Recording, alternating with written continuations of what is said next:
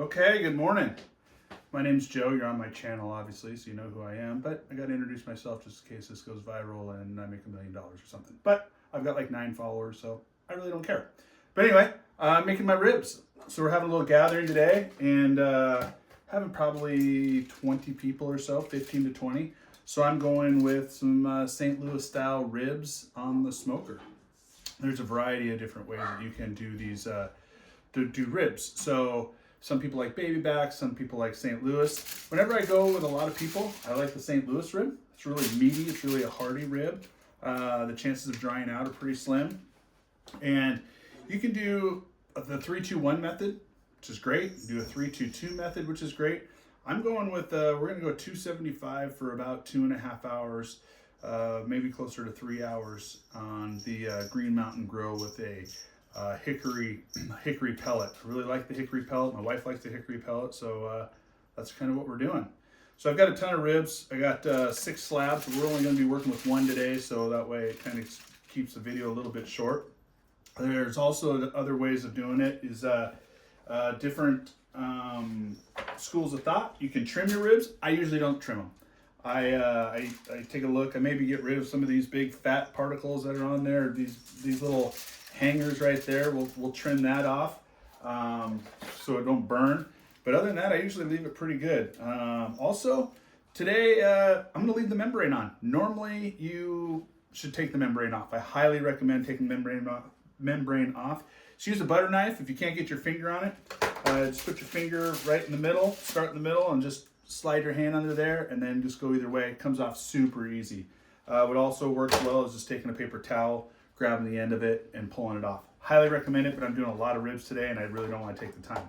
So, my wife got me, actually I just opened it about 2 seconds ago, this knife. It's called the Masato Forged Gut Knife, I guess. I don't know, but it's pretty rad, and it's really sharp, so I hope I don't cut myself on the video. If so, I'm going to have to edit out. But here we go. So, yeah, it's super sharp. I usually score the membrane, just like 3 or 4 different places on every single rack, unless you take the membrane off. Again, highly, highly recommend taking the membrane off. It'll be just a much better experience for your guests. All right, well, I'm going to go ahead and get started on all these other ribs, on scoring them on the back where the membrane is. It's called cheating. And so that way we can get things going. I suppose now's a good time to start out tools of the trade. Need a sharp knife. Like I said, my wife just got this knife. Super sharp. Highly recommend using the thumb hole so you don't cut yourself. Butter knife, so you can slide your finger underneath that membrane. Also, I use a pan. I just Dollar Tree. Now they're $1.25 tree, and I get these like little aluminum foil pans where I can pile everything in. Rubber gloves. Okay. Get them at Cash and Carry, really cheap. And big old vat of aluminum foil. Same thing I get at Cash and Carry. I use a Green Mountain Grill. You can use a Traeger. You can use a Pit Boss. You can use any smoker. You can even use the oven as far as that goes. Everybody's like, oh, you can't smoke ribs in the oven. You absolutely can. It's not a big deal. So a couple different spices. I'm going to go with the Heath Riles version today. I really like his spices. It's the first time I've tried his spices, and they are super good. I used to be a Meat Church guy. I still love Meat Church, but today I'm going to use the Heath Riles blend. And then I also have to have my my Sticky Hands from Block 15, which is in Eugene, Oregon. So let's see what kind of spices I got today. So we're going to use the Heath Riles Competition Blend. Okay, we're going to go a little bit of that. We're going to go his garlic jalapeno rub. And we're going to go, I'm going to go some honey hog from Meat Church. There's honey hog hot and there's honey hog. Honey hog's more of the sweetness. I like the sweetness because my wife likes the sweetness. So if my wife likes it, then I have to like it. And I'm going to do about, like I said, we're going to go in the Green Mountain for about 2.5 hours. Normally I like to pull them about 203, but my wife likes them falling off the bone. I personally think that's more like an overcooked, but for each his own. Here in the Northwest, a lot of people like falling off the bone. In the Midwest and the South, you want that little bit of bite, which is what I like. So I'm going to go ahead and pull them about 210, 212-ish. So I'm going to have a little bit both best of both worlds. I also use a little bit of combination of Heath's barbecue sauce. So I use about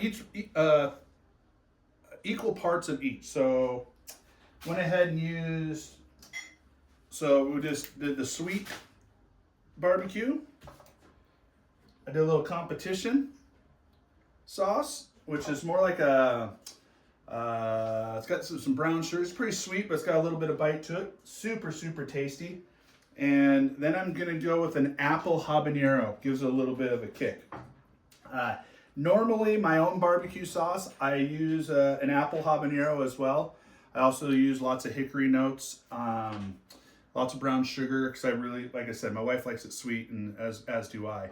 And so, but we're gonna give that a whirl. And then once I pull it off the smoker and time to wrap, I'm gonna do a little butter bath. So there's some apple juice in here, obviously butter, and a bunch of other different spices. And then I'm also going to pour a little bit of the barbecue sauce and let it cook for about another hour on the smoker. And then I'm gonna pull it off. Then I'm gonna brush the sauce on there, put it back in there for about 30 minutes or so and let it get nice and tacky, and then pull it off, and then we're gonna get ready to eat. So a couple, like I said, a few things that you need. You're gonna need some paper towels as well. Ribs I like to dry them off. Most people don't. So you'll also maybe notice, this might be a good time as well to tell you about when you buy vacuum sealed ribs, a lot of times it smells like of a rotten egg or a sulfur smell. That's not bad. That just means it's the proteins been vacuum sealed in there and they've broken down a little bit. Basically, it says that they're vacuum sealed, and it's really good job. I rinse them off. Most of the time, you don't have to rinse off, but I do, just for my own sake of just whatever. But you can. It's each his own. So it just makes me kind of feel a little bit better. Okay. Let's get to cooking, and then I will be right back with you. Okay, the other thing is a binder. I like to use a binder. So French's mustard is really good. Some people just maybe use mayo. Some people use honey. Some people don't use anything. I like to use a little bit of mustard. Frankly, you can't really taste it. So if you don't like mustard, fine. Just use mustard. I put a nice little layer on it. It helps keeps things moist, as well as it lets things bind, lets the spice bind to it.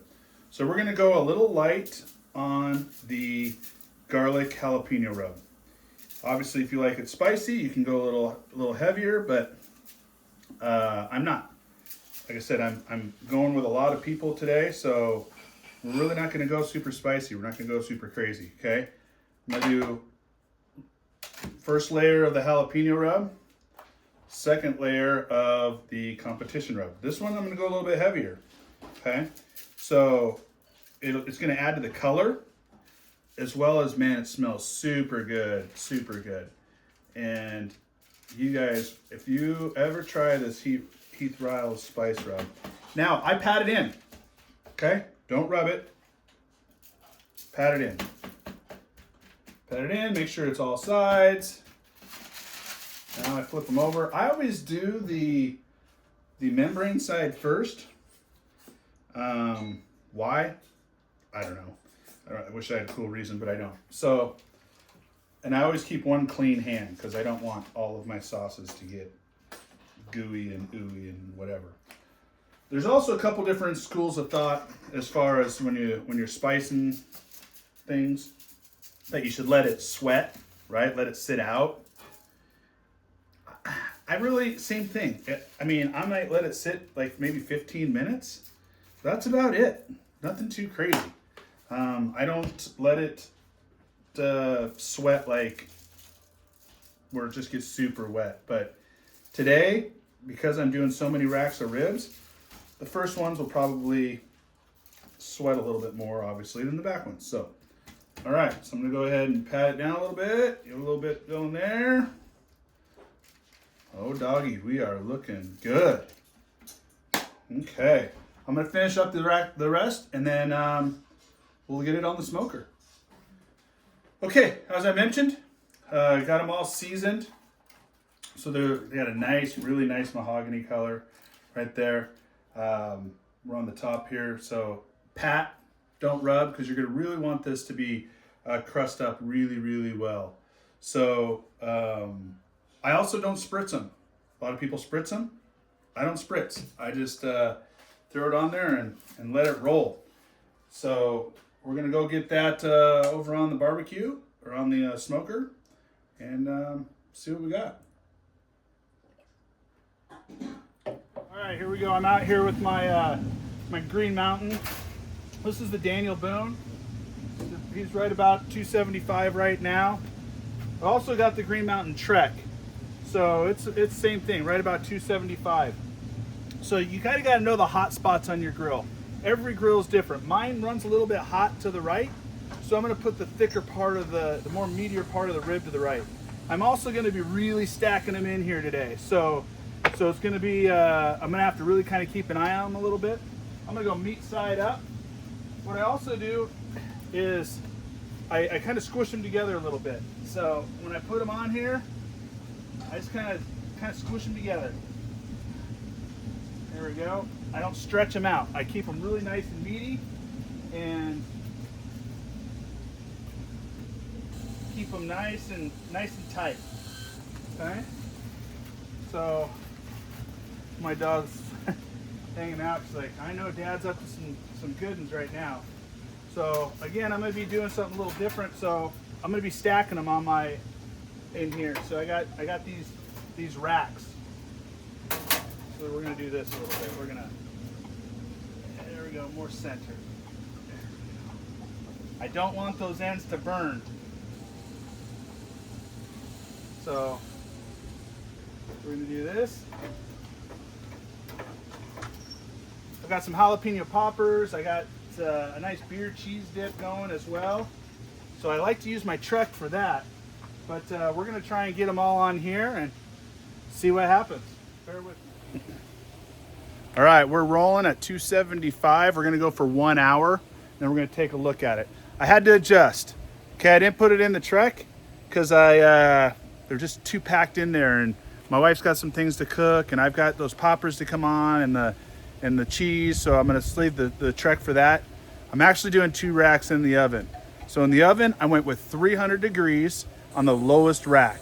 We'll take a peek here in a second, but let me show you what I got going on the Daniel Boone. So they're stacked in there good, looking great, smelling fantastic. I'm roaring with the hickory smoke, and see what we got. Actually, they're on the smoker right now, and we're gonna be rolling smoke for about 300 degrees, actually 275 for about 3 hours, and they're gonna be tasty. Got my sticky hands from Block 15 to wet my whistle.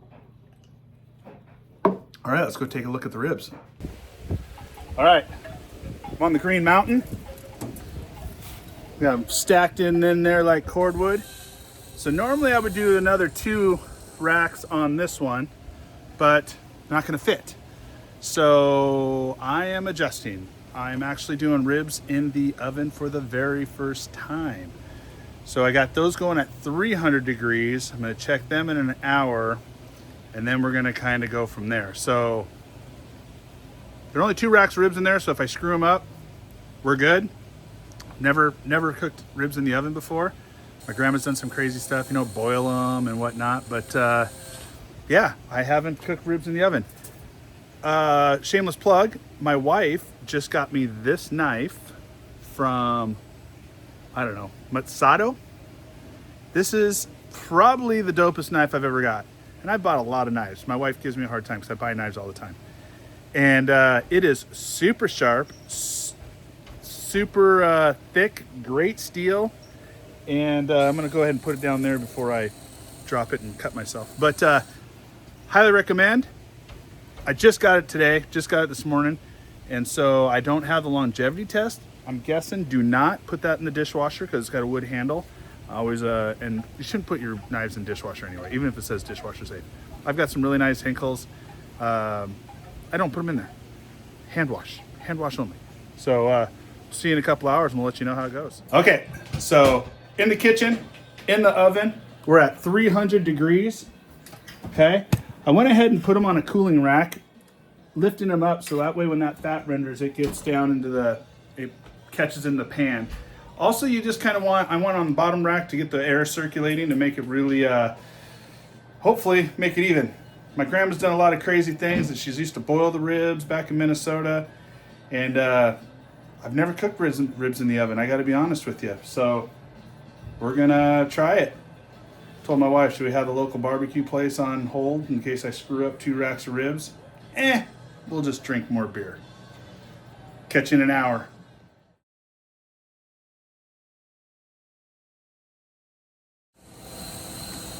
Okay, we're about an hour and 20 in. My chef's hat came from Amazon today. Had to wear it. We're about an hour and 20 in or so. Still going about 275. So let's take a look at it. See how they're doing. Holy cow, they're looking good. So they're still a little bit moist. So we're gonna still roll. Go ahead and push that back a little bit.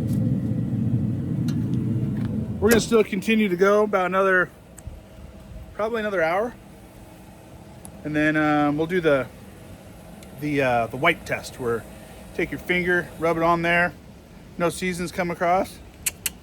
It's good. So I switched it up. Now I'm I went with the Mac and Jacks Brewing Company. And that's out of Newport, Oregon. So Mac and Jacks, here's a shout out to you. So Sticky Hands, that IPA is about 8.5, I think. So I figured I better slow down on the Sticky Hands, otherwise I ain't gonna make it to the barbecue. But got the Mac and Jacks. Now let's go take a look at the ones in the oven. All right, so my wife's in here cooking away. So those are looking really good, really good. So I'm gonna move those here probably another 20 minutes or so. Yeah, probably another 20 minutes. I'm gonna move those to the top rack, get some more color, dry them out a bit, I guess, get a nice crust on there, and then we're gonna wrap them. So we'll see you in another about 35 minutes. Okay, found my spice. So I'm gonna, as I said, I'm gonna put a little bit of honey down, or honey hog from Meat Church. Put that down because my wife likes it a little bit sweet.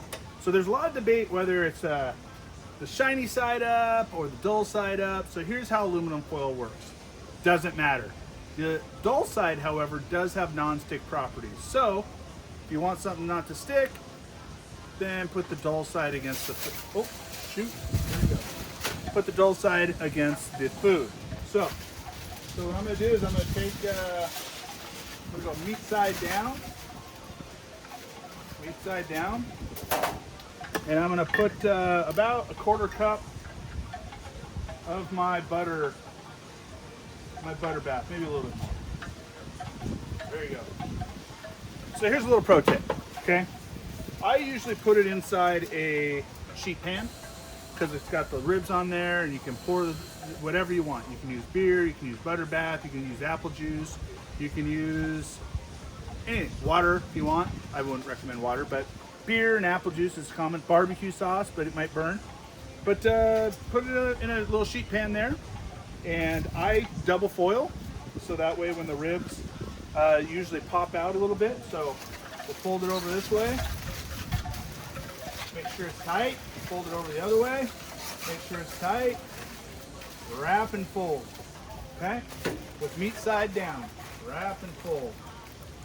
Okay, there we go. So I'm gonna do the rest of the 5 racks, and then we'll be right back with you.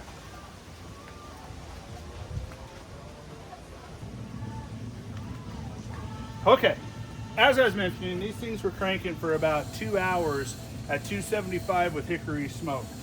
Okay, I've double wrapped them with a butter bath and made sure they're super tight. They're about 175 to 180. I checked them with the Thermapen. Don't go against the bone when you check. Make sure you go in between the bones because the bones are always hotter. And we're gonna go about another hour for these bad boys.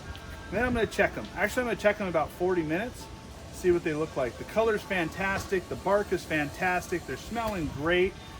Technically, you could probably eat them right now, but my wife likes them a little more done. She likes a little bit where it's more fall off the bone. So we're gonna let her roll for about another 40, 50 more minutes or so. My wife's jamming out right now. So we're gonna touch back in about an hour. I'm gonna go do the same thing in the ones in the oven, and let's roll. Okay, got it out. We're gonna put a little bit of sauce on here. Then we're gonna put it back in and have it glazed up. So it'll be in about, again, we're looking right about 275. We're gonna glaze it for about 20 minutes or so. Looking pretty good, looking pretty good. Look at there. Look at there, I still have 2 ribs going. They're not quite done, but you wanna look at, see where these bones extend out? That's what you wanna look at. That means they're pretty much done. All right, 20 more minutes. Okay, final product, here we go. Looking tasty, looking tasty. Right there. All right, everybody showed up. We're gonna serve these up. Bam! Got a little bit of bite. Super good. Try it, Heath Riles Barbecue.